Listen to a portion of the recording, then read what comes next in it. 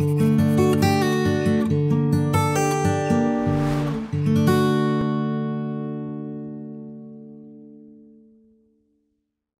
안녕하십니까? 백야TV의 인승일입니다. 김종혜입니다.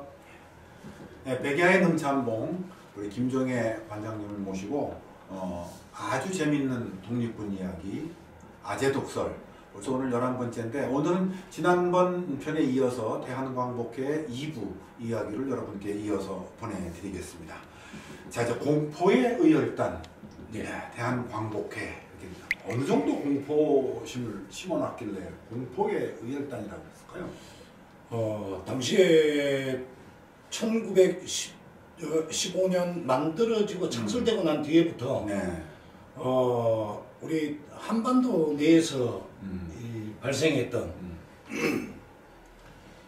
대규모 이건 도대체 이건 누가 한 거야?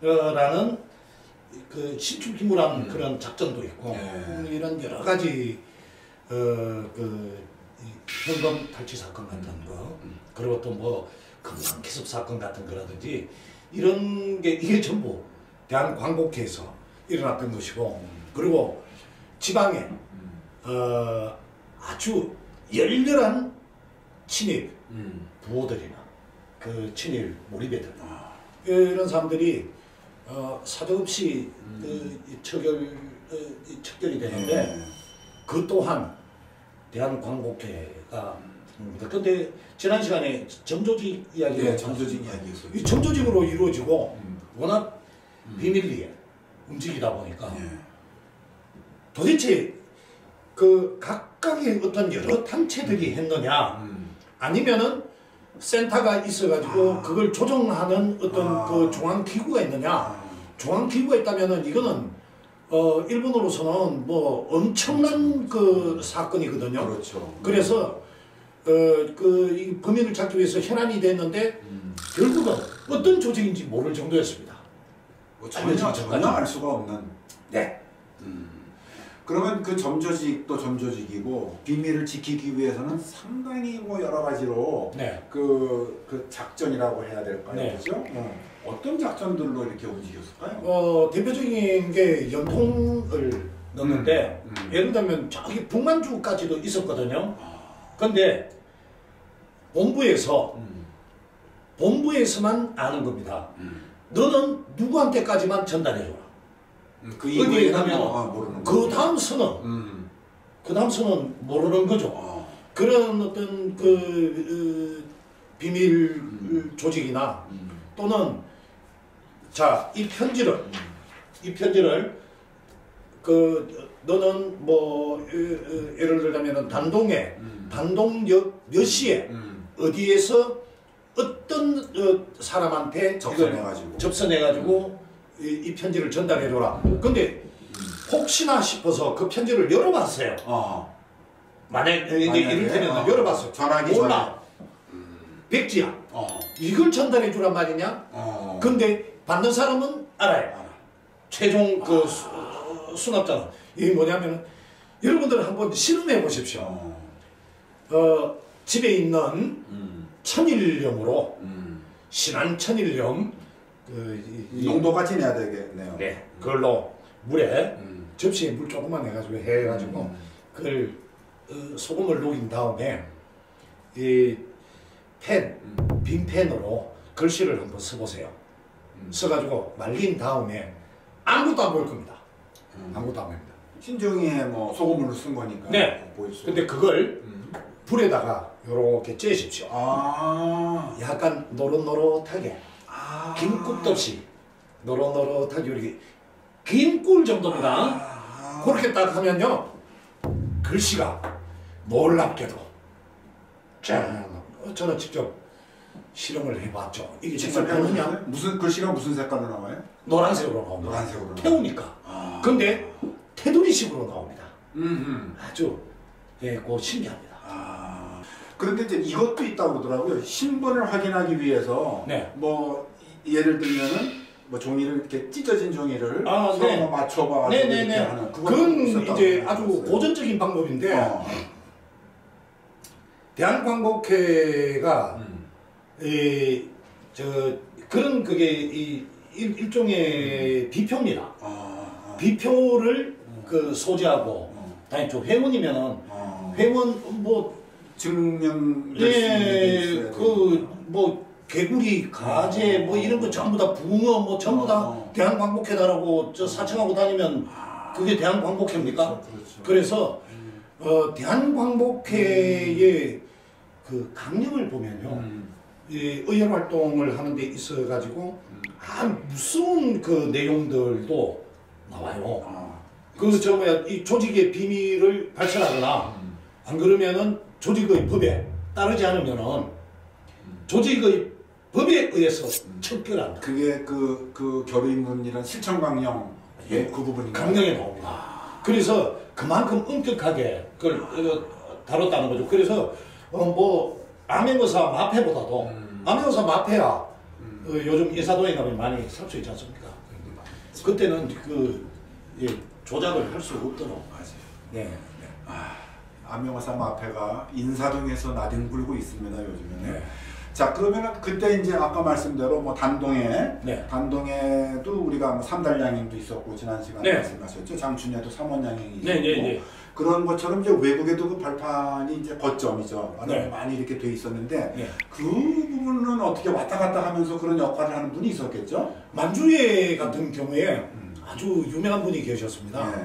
그 우리 국내에서는 그 사령이라고 그랬거든요. 박상진 선생을.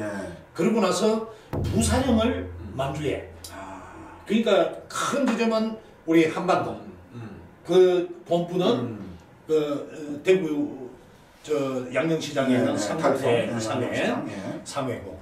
그리고 만주에 부사령을 두고 만주 지점을 뒀습니다. 이제는 장차는 만주가 본부가 될 수 있었죠. 그래서 거기에 이진용이라는 이진용 장군 유명하죠. 그 이진용 또는 이재룡이라고도 그럽니다. 그럼 이름이 두 개.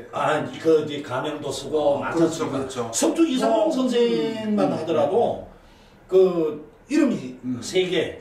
뭐 백범 김구 선생도 여러 개 좀 뭐 그렇지 않습니까? 네. 그래서 저 이진용 장군이 그 당시에 어디 계셨냐면은 관전현이라는 곳에 계셨습니다. 예, 저 지금 용영섬에 있는데 관전현의 청산구. 이 청산리하고 이름이 같죠. 그 청산이라는 이름이 딱 들어간 거 보면은 얼른 딱 떠오르는 게 뭡니까? 우리 민족들이 이렇게 모여 살던 곳이다. 그리로 가셨는데 이 이진용이라는 분이 해서명장, 해서장군 하여튼 의명을 하셨던 분입니다.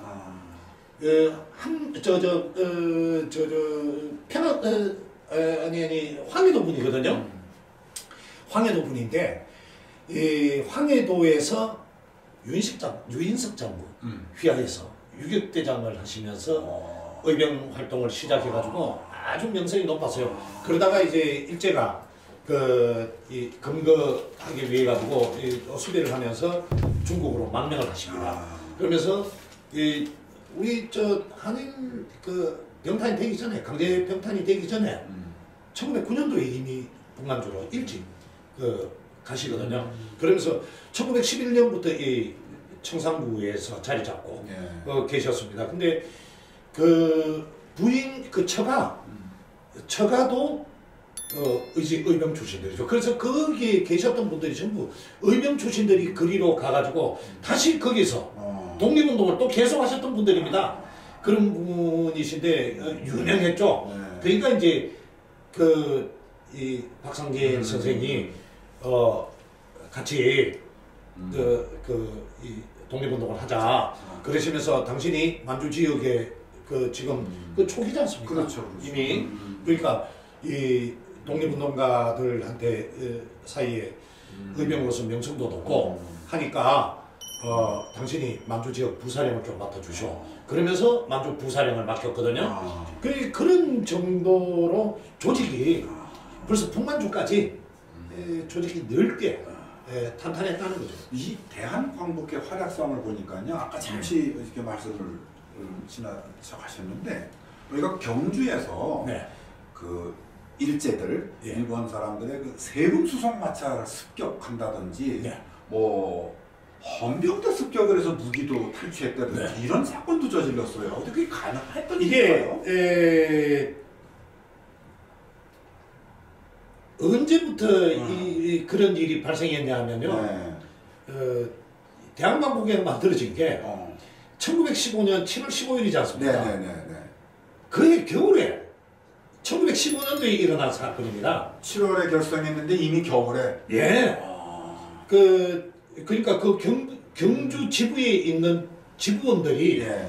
지부원들에게 그런 오다가 내려갖고 현금 수송 마차를 탈취를 한 거죠. 그 경주에서 일어났던 겁니다.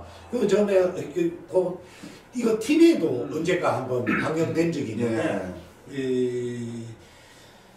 뭐 그때 상세하게 이거 전부 재현이 됐기 때문에 간단하게만 말씀드립니다. 수송마차가 가는데 교통편이 없지 않습니까? 그렇죠. 그러니까 폐병 환자로 가장을 해가지고 내일 내가 이거 여기서는 도저히 병원이 없으니까 너 이 마차가 대구까지 간다며 그러니까 대구까지 가는데 나 좀 태워줄래? 또 환자가 시골에서 막대기 짚고 와가지고 다 주고 가는 척 하니까 안 할 수도 없지 않습니까? 그렇죠. 그래서 그래 그러면 내일 새벽에 이거 태워줄게. 그래서 마차 뒤에 태워줬습니다.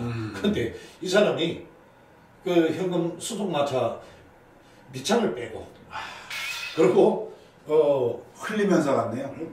아니요. 그런데 퐁 한꺼번에. 예. 그 처음에 이 다리 건너는데 다리도 부수고 퐁. 예.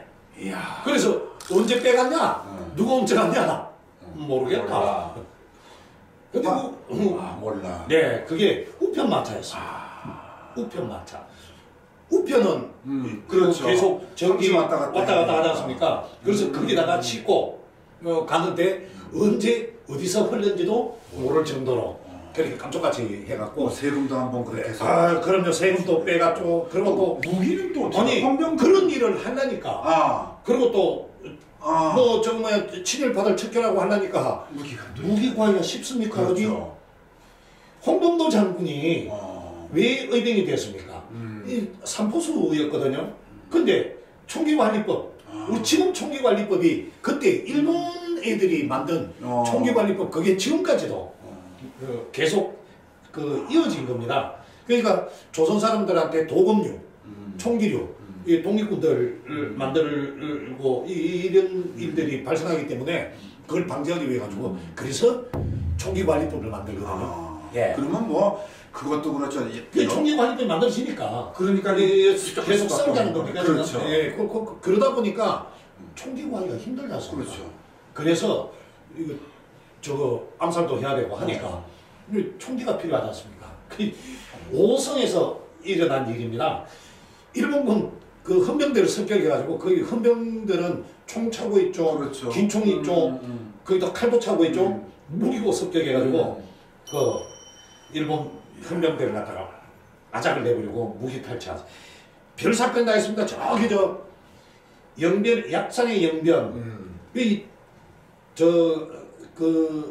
이 운동왕이 있었거든요. 금광하고 거기가 원래 금광 지역입니다. 그렇죠. 근데 이 금광 그 사무실은 은동광이라고 알려져 있어요. 그게 금광이라 그러죠. 그 금광을 습격해가지고 그 금광 금고 금광에 근데 그건 별로 재미를 못 봤던 것 같아요. 현금 쪼가리 얼마 있고 그 금이 뭐 우리 왜 미국 영화 이런 거 보면은 미국 땅 파고 들어가가지고 그렇죠. 금괴 이런 거 이렇게 저걸로 지게차로 실어내고 하는데 그 정도는 아니었던 것 같고 대단한 활약이네요. 아니 이제 그런 일들이 많이 발생되니까 그뿐만 아니라 여러 곳에서 이 사람들, 이 친일파들 척결하고 한 이런 또 토처에서 그다음에 그거 하나하나 전부 다 이야기하려고 그러면은 그렇죠. 앞으로 30회에 걸쳐가지고 대한항복회의 활약상만 네. 계속 뭐 말씀드려요. 무엇보다 분자금을 위한 행동이었으니까 네. 그렇지만 그 친일 몰입애들 입장에서는 공포의 대상일 수밖에 없었어요. 공포의 네. 친일 몰입뿐만 아니라 당시에 우리 이 굉장히 이 1919년 3월 1일 우리 3일 만세운동이 벌어지기 이전까지 이 만세운동이라는 게 억눌리다가 폭발한 거거든요. 이 화로산이 팍 터지듯이. 그러니까 그때는 식민지 초기였기 때문에 그 일본 입장에서는 가장 이럴 때 길을 제대로 들여놔야 된다.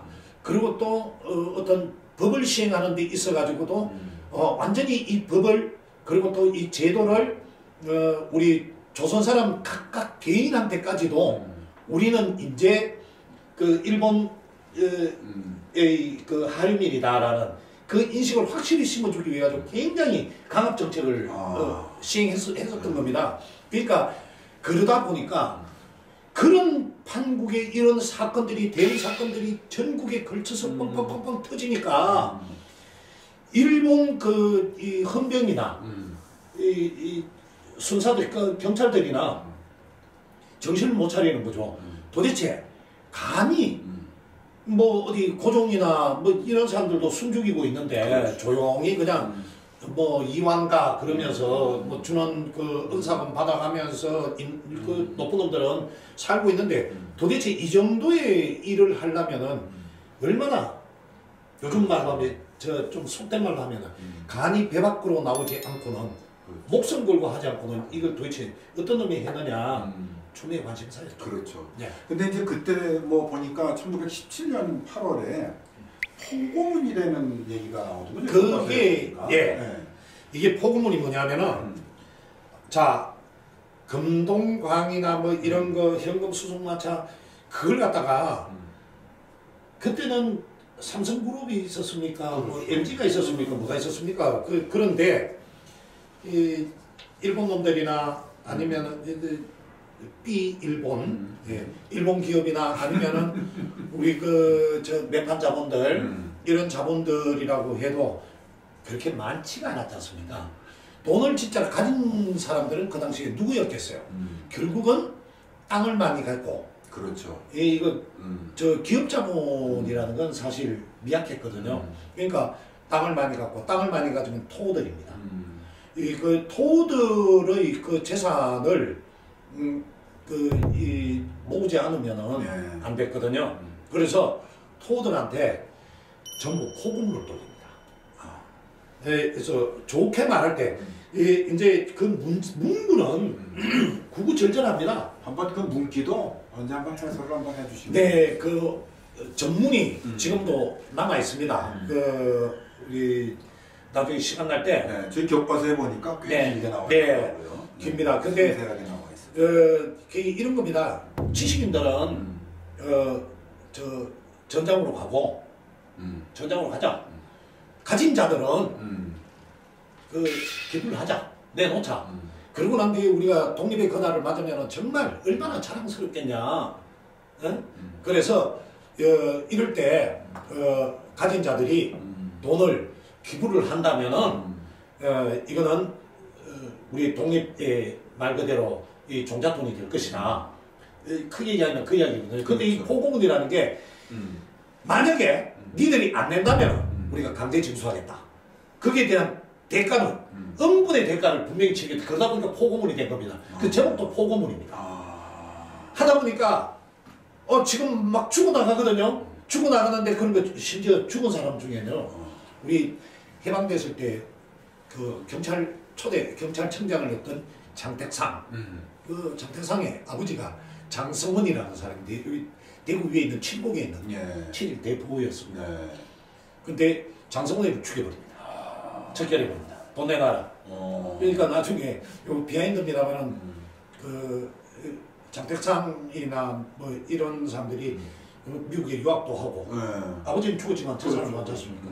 그리고 나서 초대 경찰청장도 하고 나중에 뭐 높은 자리까지 올라갔죠. 근데 굳이 제가 그걸 뭐 친일파라고 비판하기 위해서 한 이야기가 아니라 그런 그 활동들을 했다라는 걸 말씀드리기 위해서 그 예로 실례로 말씀드립니다. 예, 결국은 대한광복회의 정말 열띤 활약으로 모든 것이 잘 이루어져 나가나 보다 했지만 포고문이 나가다 보니까 신고가 들어가죠. 이거 도대체 어디서 했냐. 근데 거기에 대한광복회라는 명칭이 달려 있었습니다. 근데 그게 이거 알리는 이거 받아가지고 시행을 안 하고 이걸 또 일본 놈들한테 일러 바치면은 너 분명히 대가를 치를 것이다라고 했는데 그게 돌아다니다 보니까 당연히 그러죠.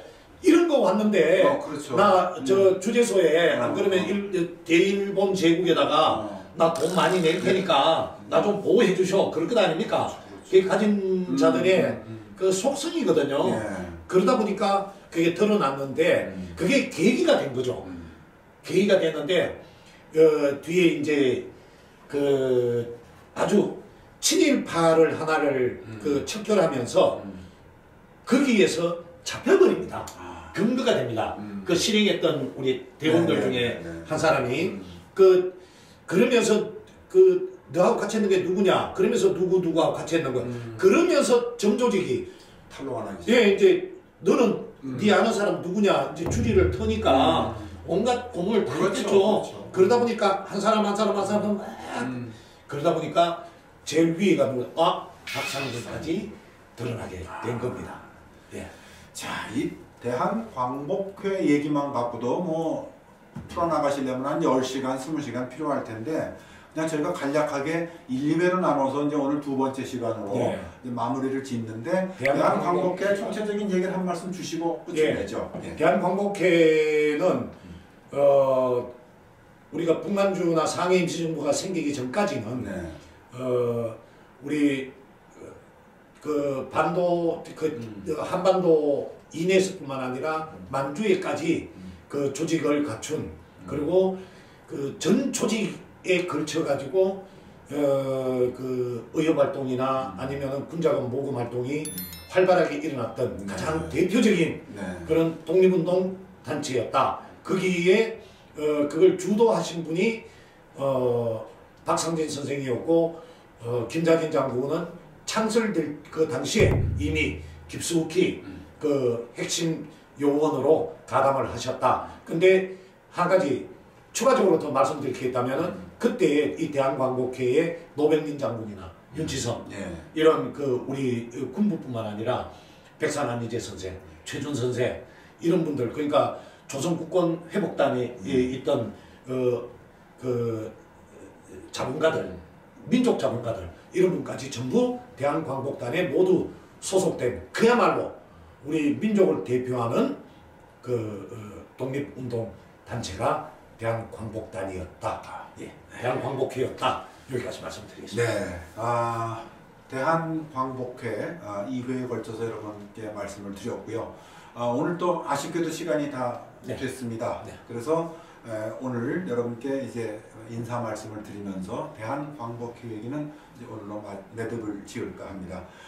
지금까지 말씀 다 들어주셔서 고맙고요. 여러분께서 구독과 좋아요를 눌러주시면은 저희가 독립사를 여러분에게 펼치는데 큰 힘이 되겠습니다. 자, 한 말씀 해주시죠.